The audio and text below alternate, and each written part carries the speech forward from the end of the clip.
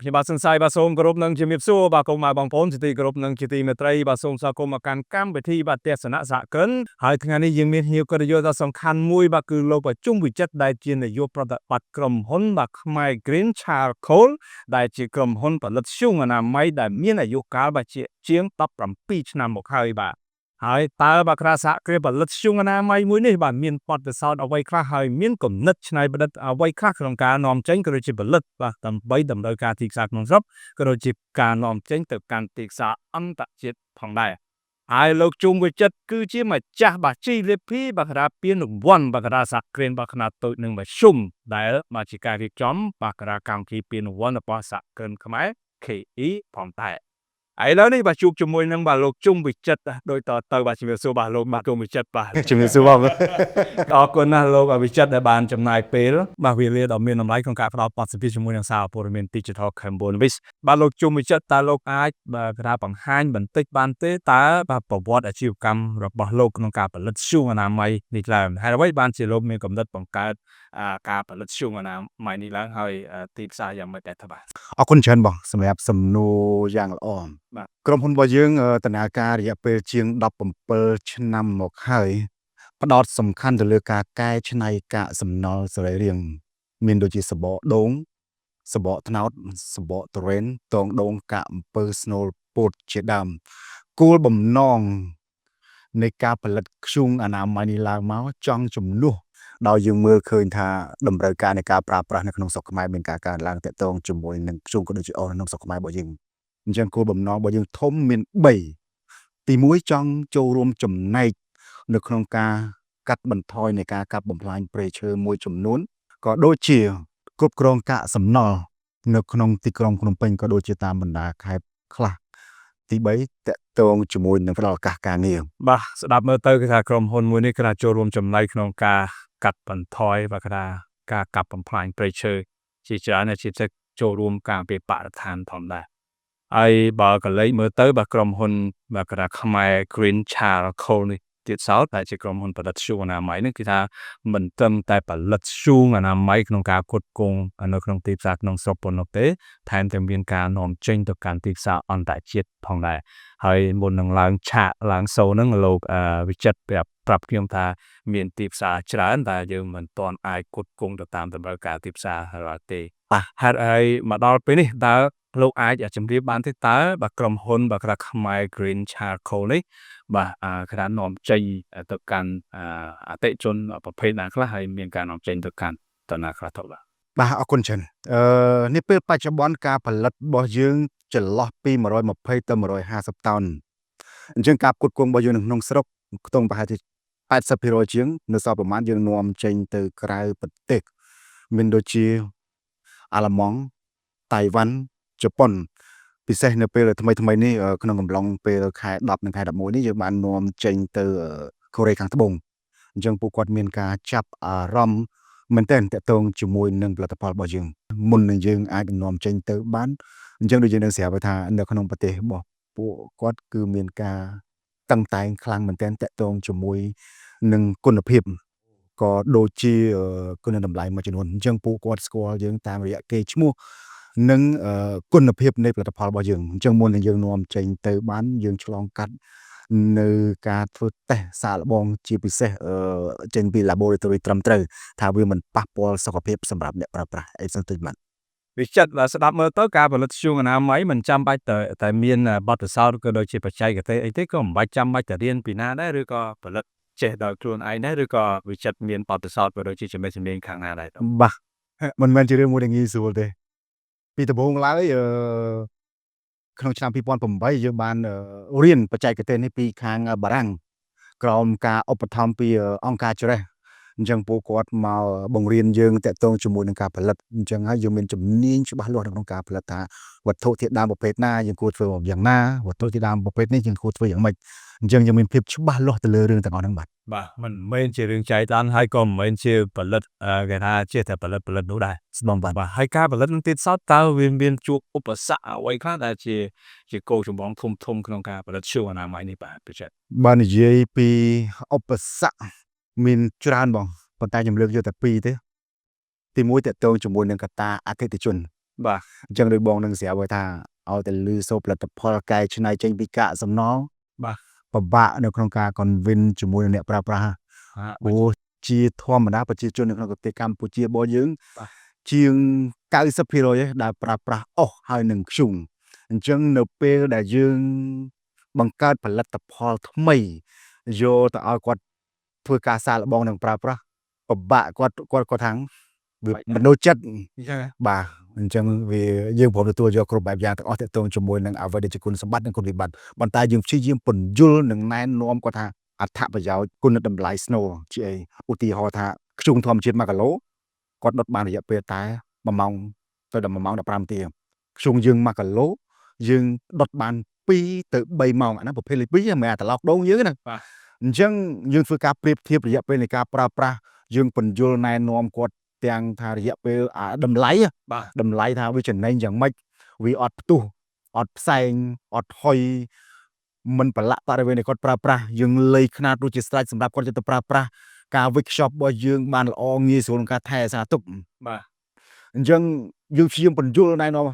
អ្នកខ្លះសឹងថាដាក់ឲ្យ free ទៅទេសឹងតែគាត់មិនចង់ទទួលយកក្នុងគណៈពេលហ្នឹងអញ្ចឹងពេលហ្នឹងយើងព្យាយាម convince ប្រកួតប្រជែងជាមួយគាត់ទៅជួបជាមួយគាត់យើងផលិតហើយយើងចែក free ទៅកាន់គាត់ដើម្បីឲ្យគាត់សាកល្បងប្រើអញ្ចឹងពេលដែលគាត់សាកល្បងប្រើចាប់ផ្ដើមដំបូងគាត់ថាពិបាកប្រកាសវាជាការពិតដោយសារយើង compress ចេញពីម៉ាស៊ីនហ្នឹងហ្មងអញ្ចឹងកំហាប់វាណែនហើយរឹងអញ្ចឹងពេលដែលគាត់ start បានតែចាប់ផ្ដើមប្រកាសដំបូងវាពិបាកក្នុងការប្រកាសវាខុសជាមួយនឹងអាធ្យូងធម្មជាតិរបស់យើងប៉ុន្តែនៅពេលដែលវាចាប់ផ្ដើមឆេះហើយចឹងវាងុំបានយូរជាងអញ្ចឹងពេលដែលគាត់បានតែគាត់ខ្លាចជាទម្លាប់ហើយចាប់ពី2ទៅ3ថ្ងៃក្រោយអញ្ចឹងមិនបាច់ចាំយកទៅចែកគាត់ free ទេគាត់តាក់ទងមកទិញដល់ខ្លួនឯងអញ្ចឹងបាទហើយកត្តាទី2តាក់ទងជាមួយនឹងសេដ្ឋកិច្ចយើងដឹងហើយថាក្នុងកំឡុងឆ្នាំ2021 22ពេល COVID អញ្ចឹងពិបាកខ្លាំងមែនទែនតាក់ទងជាមួយនឹងផ្នែកហិរញ្ញវត្ថុហើយបុគ្គលិករបស់យើងមានចំនួនច្រើនអញ្ចឹងយើងក៏អត់មាន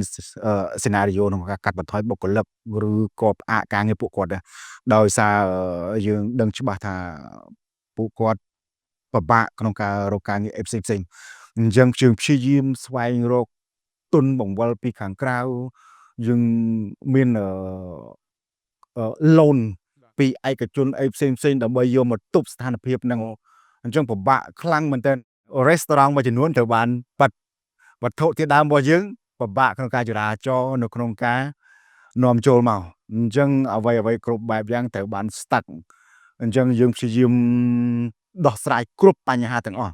ច្រើនមែនទែនបងតាក់ទងជាមួយបញ្ហាទាំងអស់នេះផលិតបានប្រហែលតោនវិញនាពេលបច្ចុប្បន្នយើងផលិតចន្លោះពី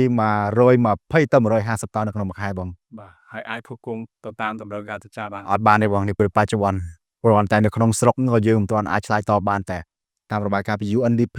434,000 តោននៅក្នុងមួយឆ្នាំបាទនៃអុសហើយនឹងធ្យូងនៅក្នុងការប្រើប្រាស់នៅក្នុងប្រទេសកម្ពុជារបស់យើងគ្រាន់តែនៅក្នុងទីក្រុងភ្នំពេញមួយមានតម្រូវការជាង20,000 តោនគ្រាន់តែធ្យូងតែមួយមុខណាអញ្ចឹងនាពេលបច្ចុប្បន្នការផលិតរបស់យើងបានត្រឹមចន្លោះពី1,200ទៅ 1,500 តោននៅក្នុងមួយឆ្នាំអញ្ចឹងវាមិនសឹងតែមិនទាន់បាន 1% នៃតម្រូវការនៃការប្រើប្រាស់នៅក្នុងទីក្រុងភ្នំពេញផងបាទអំពីទីផ្សារទៅថ្ងៃអនាគតលោកមានគិតថាទៅថ្ងៃអនាគតវាមានការប្រើប្រាស់អគ្គិសនីច្រើនស្អីសុទ្ធតែអគ្គិសនីឬក៏ផ្ទះឬក៏អីឡាក់តើវាអាចនឹងប៉ះពាល់ដល់អាជីវកម្មរបស់លោកដែរសម្រាប់ខ្ញុំនៅមើលឃើញថាវាមិនមានផលប៉ះពាល់ទេបើសិនជានៅក្នុងប្រទេសកម្ពុជារបស់យើងប្រជាជនសឹងតែអាចនិយាយថា 70% ចុះនៅតាមបណ្ដាខេត្តក៏ដូចជានៅក្នុងទីក្រុងភ្នំពេញជាពិសេសតាមហាងមួយចំនួនក៏នៅតែចូលចិត្តនៅក្នុងការអាំងសាច់ជាមួយនឹងធ្យូងព្រោះវាមានរសជាតិអីផ្សេងអញ្ចឹងខ្ញុំគិតថាវាមិនប្រឈមជាបញ្ហាប៉ុន្មានទេហើយជាពិសេសតទៅជាមួយទីផ្សារនាំចេញនៅក្រៅប្រទេសគឺគាត់មានតម្រូវការច្រើនមែនទែនបើ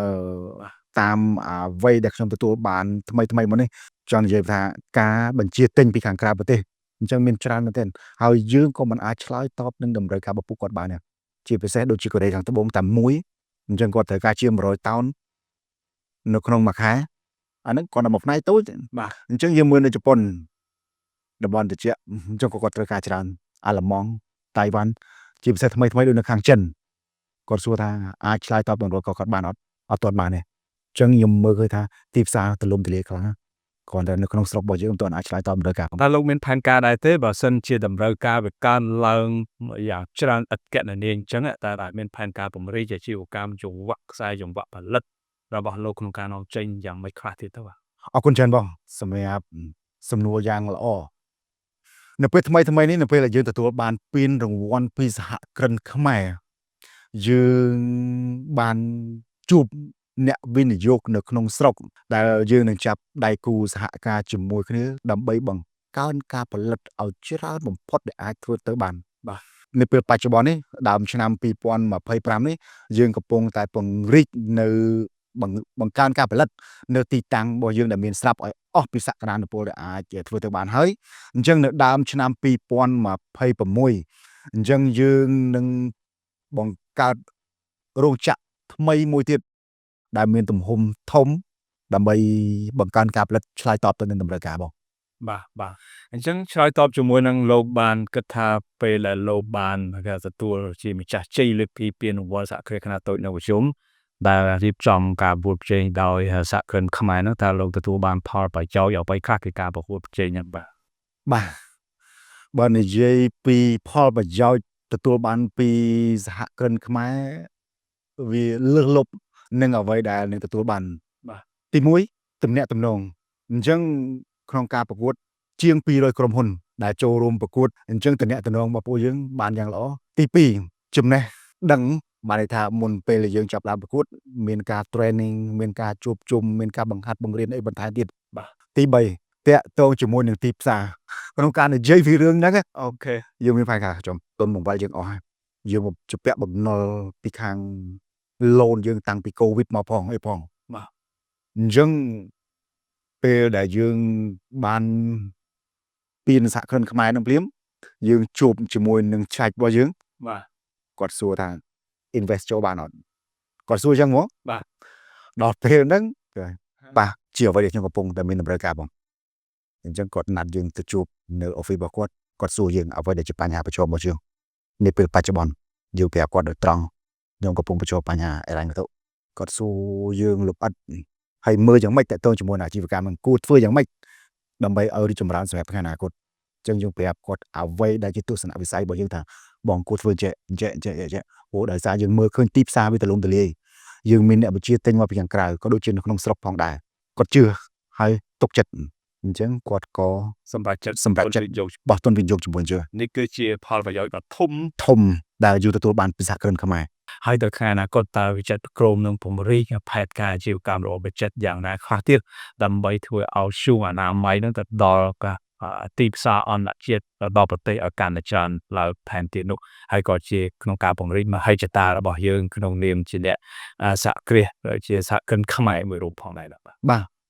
ដូចដែលខ្ញុំបានលើកឡើងពីដំបូងមកអញ្ចឹងយើងនឹងនាំប្រទេសកម្ពុជាទៅកាន់ពិភពលោកឲ្យបានដឹង